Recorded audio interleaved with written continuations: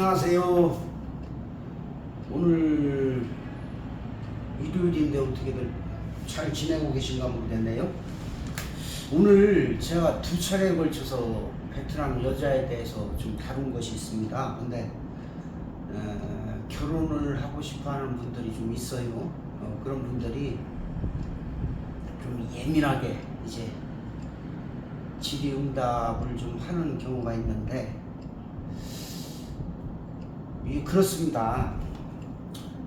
이것이다 해서 모든 사람이 이것이 아니듯이 나쁘다고 해서 모든 사람이 나쁠 수도 없어요. 그것을 뭐 어느 직업을 특정해서 그런 직업 쉽게 말씀드려서 유흥가 쪽에 계셨다고 해서 모두가 뭐 나쁘다, 그것도 사실 맞지 않는 얘기고,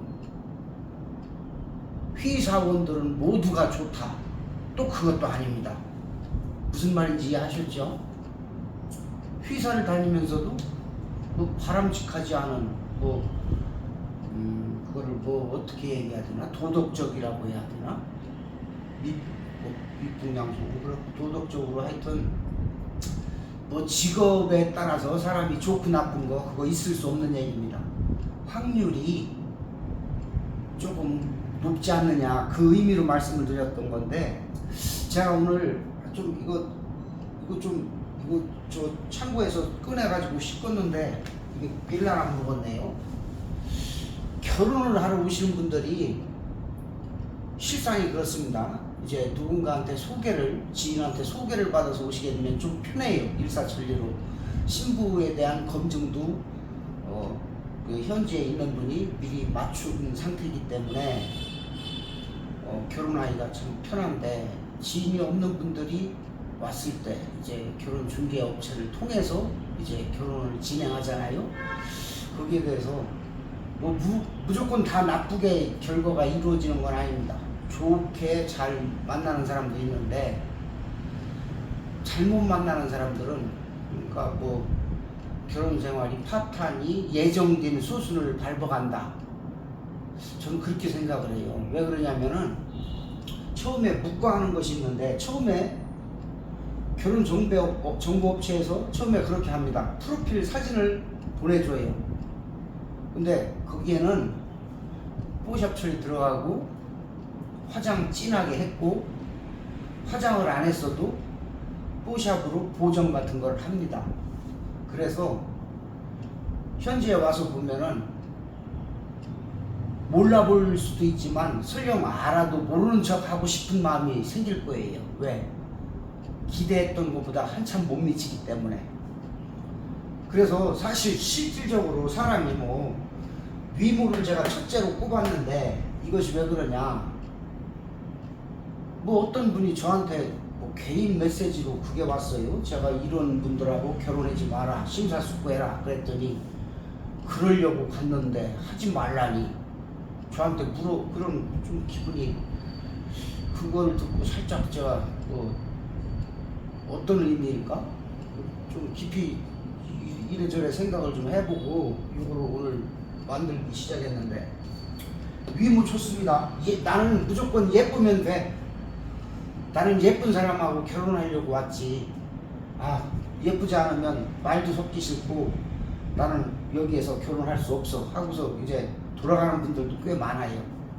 근데 결혼은 조건과 조건, 그게 만남이 이루어져서 결혼이 되는 거지, 외모만 보고 결혼이 되는 건 아닙니다. 좀 심사숙고해서 요거를 좀 한번 보세요. 신랑들이 이상형을 좀 여자하고 상관없이 나는 어떤 사람하고 결혼을 하고 싶다, 그걸 설정을 했을 거 아니에요. 가정생활이라는 것이 하루 이틀 사는 거 아니고, 이제 편하게 이렇게 같이 어우러지고 있다고 해도 하루에 밥을 한두 끼는 같이 먹어야 되는데, 신부가 요리를 좀 할 줄 아느냐, 아니면 잼뱅이라서 이걸 전혀 못하느냐, 여기에서부터 불화의 시작이 되는 경우가 많고, 둘째는 지금 말씀드리는 거는 제가 경험한 것도 있지만 그런 한배 가정을 제가 많이 봤어요. 그리고 그런 신랑들한테 그 불만 그런 사항도 많이 듣다 보니까 좀 그거에 대해서 깊이 들어가면 한도 끝도 없이 얘기할 것 같은데, 제가 방문했을 때 청소 상태가 엉망인 집도 봤어요. 근데 그 사람이 아무것도 안 하고 청소를 안 하는 건 아닙니다. 이 청소하고 이 가족 관계하고 연결이 돼요. 왜 그러냐면은 베트남 신부들이 결혼해서 한국에 가면 신랑한테 돈을 달라고 하는 사람도 있습니다. 하지만 돈을 신랑한테 달라고 안 하면 신부 본인이 돈을 벌려고 합니다.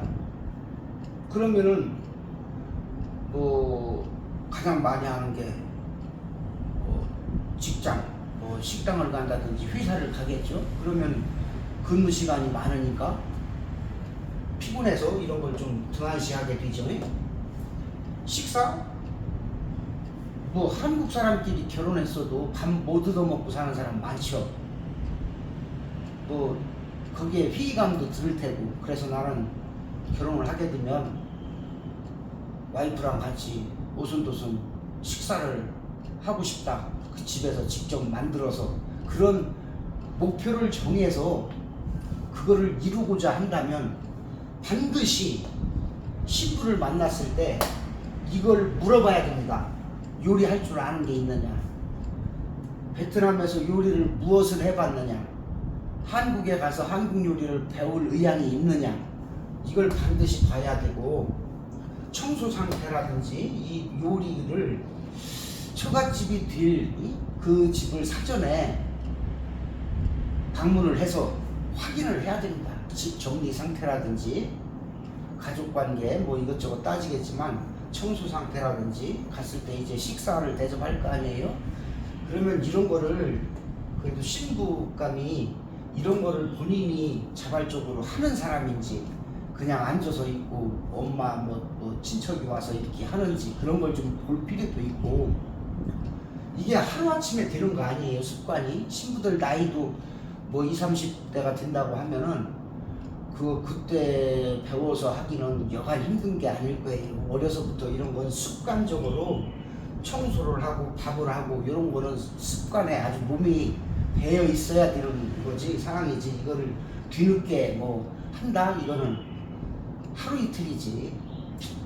이걸 노동이라고 생각하면 하기 어려운 거예요. 이 식사 같은 건 취미생활 내지 자기가 맛있는 걸 만들어서 누군가를 대접하는 게 보람도 있고 그래야 이게 할 수 있는 부분이지.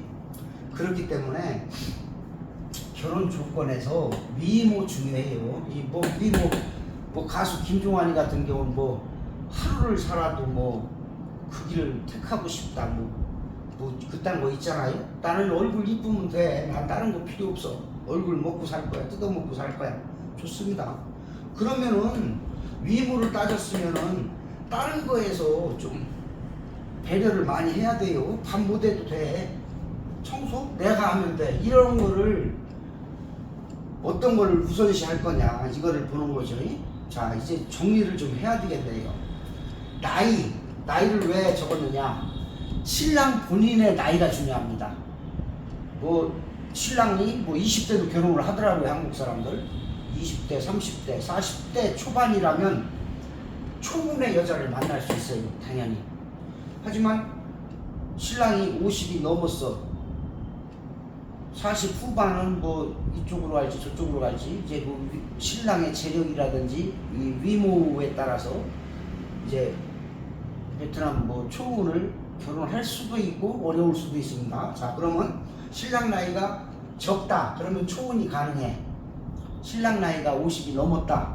그럼 재혼을 해야 되겠죠. 요걸 한번 볼까요?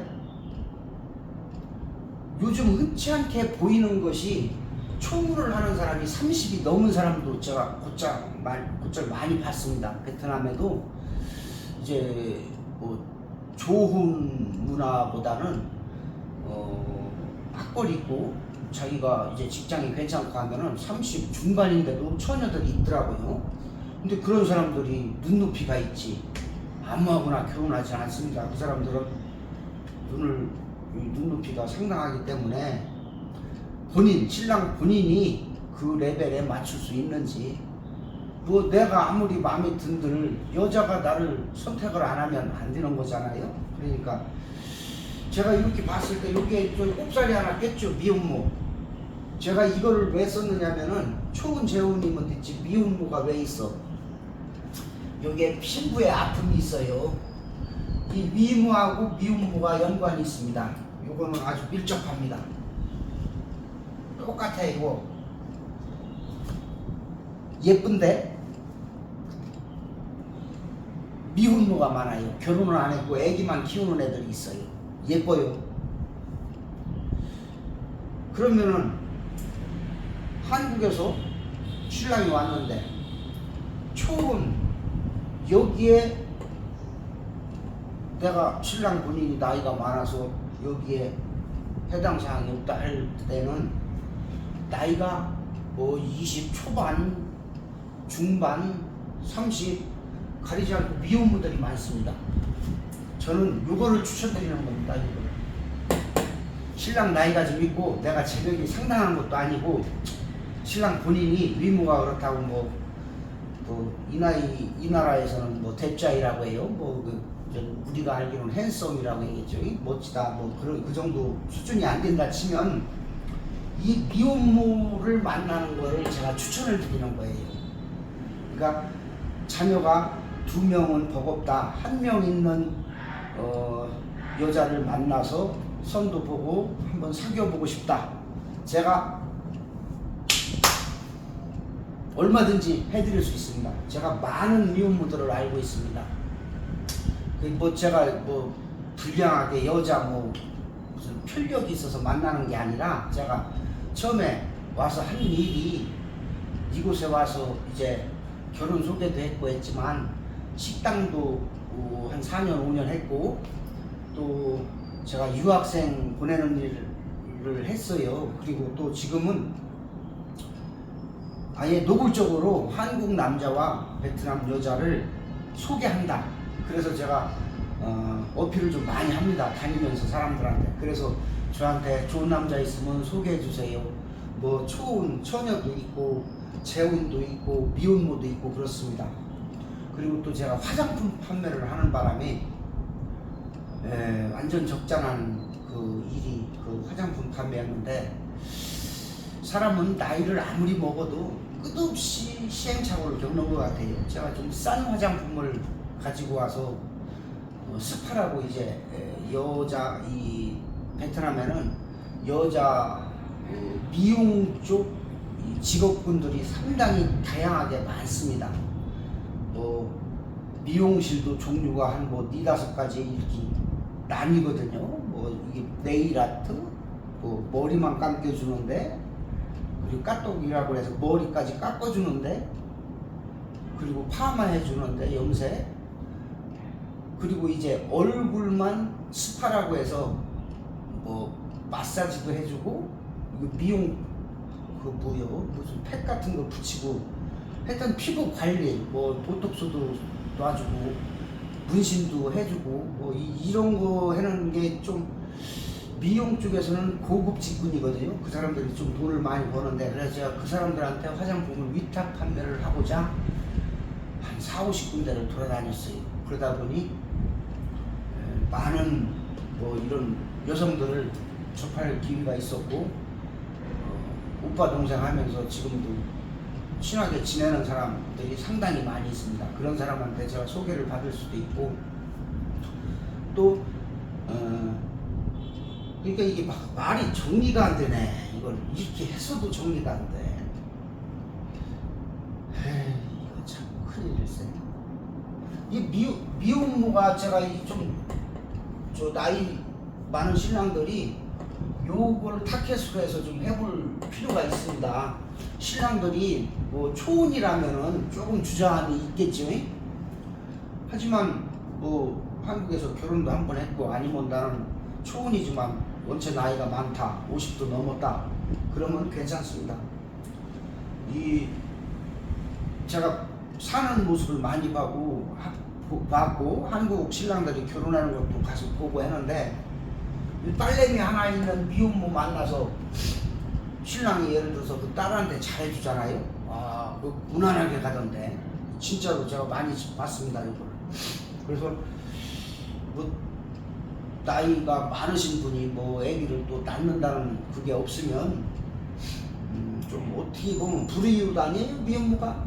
그게 아픔이 있잖아요. 얼굴이 예쁘니 여기 저기 오빠가 뭐 이렇게 어떻게 얘기해 이걸.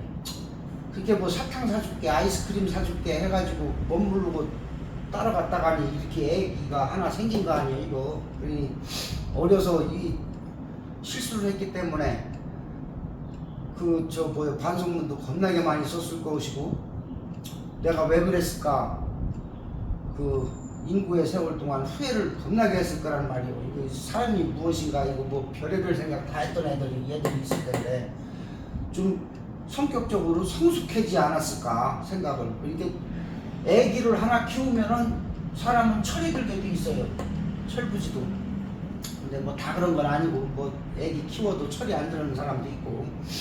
근데 이제 통상적으로 보면 애기를 어렵게 이제 버리지 않고 이 나라도 고아원이 있더라고. 근데 신랑도 뭐 이제 날팽이 어떻게 잘못 만나가지고 애 내놓고 생활비도 안 주고 도망간 놈들이 상당수가 있기 때문에 여자가 어린 나이에 참 책임감이시 자녀를 돌봤다?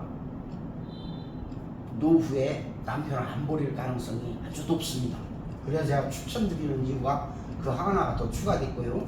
자 이거 빨리 진도 나가야 돼요. 이거 위모 뜯어먹고 살아라 이거요. 대신 다른 거 더 이상 바라지 말고 나는 진짜 위모 얼굴 예쁘면 다 용서가 돼. 이거 확실히 약속 지켜야 됩니다. 제가 이쁜 애 얼마든지 해줄 수 있어요. 아니면 업체 찾아가도 이쁜 애 얼마든지 있어요. 대신에 이거는 기대하기 어렵다.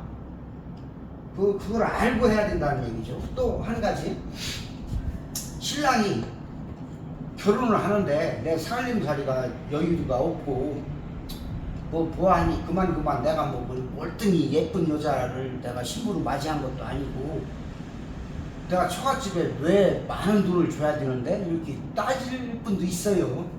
인색한 분도 많이 봤어요. 그러면은 신부 가족 관계가 좀 단촐한 그것을 요거 별 하나 쳐야 돼요. 이거 별 이렇게 해서 이거 꼭 따져야 됩니다. 왜? 이 나라가 모기사이기도 하지만 이 가족 간의 그 우애가 끈끈해요. 그래서 한국으로 누군가가 하나 결혼해서 갔다? 그러면 부모나 동생들 얘들이 원하기도 할 거예요. 지들이 돈 필요하면 언니 뭐 나 저 뭔 일 있는데 돈 좀 보내줘. 그러면 그 저 와이프가 그 마음이 편 컸어요? 예? 떨어져서 그렇지 않아도 그리운데 뭐 아프다는데 아니면 공부하는데 돈이 필요하다는데 겁나게 주고 싶었지. 그거를 신랑이 이해할 것 같으면 대가족 그 가족관계 넉넉한 근데 이게 또 다 그런 건 아니네. 이거 여기 하나 첨가할 게 가난한 집이라고 써야 되나? 빈부 가난하고 부자고 이것도 있어. 부자라고 해서 뭐 중산층 이상을 하는 게 아니라 그래도 이제 아쉬운 소리 국어를 안 할 정도 되는 사람을 부자라고 칠게요. 그럼 아주 가난해서 하루하루 먹고 살기 빠듯한 그런 대가족 그 딸내미를 신부로 맞이했을 때는 책임져야 됩니다. 당연히. 그래야 가정에 평화가 있다는 얘기예요. 이거를 해주지 않고 이런 거를 시키잖아요. 안 돼요. 그게 안 맞아. 이거 저 가족 생각에서 부업이라도 뛴다고 신부가. 그러니까 이거 할 시간에 저 식당에 가서 접시 닦으면 1시간에 10,000원을 받는데 그거라도 어떻게 한 달 해서 주고 싶은 마음이 앞서지. 그러니까 너무 닥달해도 안 됩니다. 이게 선행이 돼야 이 신부의 가족을 좀 도와주어야 이것도 기대할 수 있다. 자, 그리고 또 진도 나가요. 직업. 이거 아주 상당히 중요한데 이 소개하는 사람들이 이거를 그냥 거짓말도 많이 합니다. 예를 들어서 여기 베트남 신부가 20살, 21살 대학을 나왔어도 21살이면 끝나는데 지금 30이요. 그러면 8년 동안 너 뭐 했니? 그거 낱낱이 알아야 돼요. 그거 뭐 개인정보 어쩌고야? 에이, 개인정보 내 마누라를 지금 찾고 있는데 개인정보가 어딨어? 알아야지. 민년도에서 민년도 뭐 했습니까? 그거 확실히 봐야 됩니다. 이거 냉정한 것도 아니고 너무 지랄 같다고 생각하면 안 돼요. 이거 상당히 중요합니다. 여자가 무엇을 하고 또 지금 거칠애라고 해야 되나? 어떻게 꾸미고 사느냐. 제가 그 말씀을 또 드렸었잖아요. 핸드폰 좋은 거 자기 돈으로 사기는 버겁다. 그게 맞죠, 통상적으로. 근데 모두가 그렇다는 아니에요. 왜냐면 나는 저 핸드폰을 너무너무 갖고 싶어. 이게 한국 거 프리미엄폰 같은 거를 좋은 거라고 보는 거예요. 뭐 한 100만원, 150만원 이상 되는 거. 그거를 부담된다고 그러지. 여기도 검소한 애들은 케이스는 좋아 보이는데 실상 뭐 중국 뭐 오포 뭐 별의별 싸구려 폰이 많더라고. 그거는 그 남자한테 스폰 받았다 하면 안 돼요. 근데 페이스북 같은 거 이렇게 하면은 상대 핸드폰 기종이 무엇인지 그게 나오던데, 나이도 나오고 핸드폰 기종도 나오더라고요. 그래서 직업을 무엇을 가졌느냐, 제가 높이 평가하는 거는 회사를 오래 다니는 것을 높이 평가했는데, 회사를 오래 다녔다고 해서 무조건 100점이다 그것도 아니에요. 회사를 다녔지만 거기에서도 좀 기대에 어긋나는 행동들을 하는 수도 있어요. 근데 확률적으로 적다 이거죠. 유흥가 쪽이라고 뭐 모두가 나쁜 건 아니잖아요. 뭐 어쩔 수 없이 유흥가 쪽에 근무를 했지만 쉬운 얘기로 뭐 안 팔고 그쪽에 있는 사람도 있습니다. 그러니까 뭐 뭉텅거려서 그쪽에 있으면 다 나쁘다 이거는 안 돼요. 제가 그런 거는, 제가 이런 걸 따지는 거는 누구를 해코지하고 누구를 힘들게 하려는 의도가 절대 없어요. 준비하시는 분들이 요거를 좀 참고해서 장래 예측될 수 있는 그것을 좀 한번 생각해보고 그걸 좀 방비할 수 있으면 방비하고 후회 없는 선택을 하셔라, 이런 의미에서 제가 요거를 좀 했어요. 직업을 따져야 되는데 그 뭐 대충 거짓말들을 많이 하더라고. 근데 요거는 직업은 이걸 이렇게 정할게요. 거짓말을 하면은 떳떳지 못한 것이고, 거짓말을 안 했다. 거짓말을 안 했으면 뭐요? 사기 아닙니다. 거짓말 안 했으면. 직업 예를 들어서 이거 유흥가 쪽에 있었다고 해서 본인이 유흥가 쪽에 있었다고 했어. 근데 얼굴 이쁘니까 그냥 결혼을 했어요. 근데 살면서 이걸 갖고 트집을 잡고 남자 새끼가 띠꺼분하게 뭐 너 그런 생활 했잖아 이렇게 해서는 그건 개 뭐란 얘기죠. 그건 안 된다는 얘기예요. 거짓말을 안 했을 때는 이 뭐 위무 이거 첫째잖아, 첫째. 거짓말을 안 했을 때는 용서를 했으니까 결혼을 하는 것이고, 그러면 그거는 쭉 이어져서 책임을 져야 된다는 얘기죠. 대신 거짓말을 했을 때 누구를 이렇게 좀 낮추려고 이렇게 하시보는 건 아닌데, 결혼 중개업소를 통하면은 거짓말인지 아닌지 구분을 못해요. 그 구분을 못하는 걸 갖다가 거짓말 했다고 볼 수도 없잖아요. 그러니까 자, 요거는 이제 조목조목 뭐 빼뜨린 거 없나 이거 제가 좀 하려고 이걸 정해놓은 거고, 자 이제 이거는 빠져. 제가 중요하게 생각하는 건 그겁니다. 일단은 거울을 한번 보세요. 거울을, 본인 거울을 한번 보시고 프로필이나 사진을 받았을 거 아니에요, 신부에? 그러면 그 사람하고 대비해서 너무 기울지 않느냐. 내가 많이 기울어? 그럼 나는 재력이 있어. 오케이. 돈을 내가 나는 돈 버는 거에 전념을 했기 때문에 좀 일찍 늙었고 피부도 안 좋고 하다. 하지만 내가 너에 대한 사랑만큼은 변함없이 극진히 사랑해주면서 살겠다. 여자 감동시킬 수 있습니다. 농담 아닙니다. 이 나라 신부들이 가장 첫 번째로 꼽는 조건이 남자 돈 아니에요. 위모 아닙니다. 본인을 가장 공경해주는 것까지는 아니어도 위해주고 사랑해주는 걸 첫 번째 조건으로 삼습니다. 그게 상당히 많습니다. 그래서 또 이 나라 사람들은 한국 신랑분들이 조금 살짝 보고 미스하는 부분이 있는데, 나는 노후 준비가 완벽히 된 사람이야. 네가 와서 나를 좀 이렇게 잘 도와주고 하면은 우리 늙어서는 편히 살 수 있어. 이런 얘기를 하는 분이 있어요. 신랑이. 근데 신부는 미래 그거 필요 없습니다. 지금 당장이 우선이에요. 지금 당장. 믿지도 않고 설령 믿는다 치더라도 지금 발등에 불이 떨어졌는데 이거부터 꺼야지. 무슨 미래? 그 미래의 뭐 이 장밋 및 청사진을 이렇게 제시하는 분들은 지금 현재 좀 인색할 수가 있어요. 그거는 안 된다는 얘기예요. 너무 기울지 않는 사람을 만나십시오. 차라리 많이 기운다 싶으면, 제가 뭐 한 천안에서 한 70 먹은 분이 30된 예쁜 여자분을 사는 것을 봤어요. 아직도 사시더라고. 못 살 줄 알았는데 처음에 그분이 아예 뭐 소개하는 분한테 허심탄회하게 얘기를 했더라고요. 나는 늙었습니다. 예쁩니다. 내가 신부를 맞이해서 잘 살고 싶습니다. 내가 미안해서 집 하나 져줄게요. 뭐 한 2, 3억 들여서 집을 멋지게 져줬대요. 집만 져줬겠어요? 금전적으로 뭐 몇십억, 100억 이렇게 있는 분은 해도 되죠.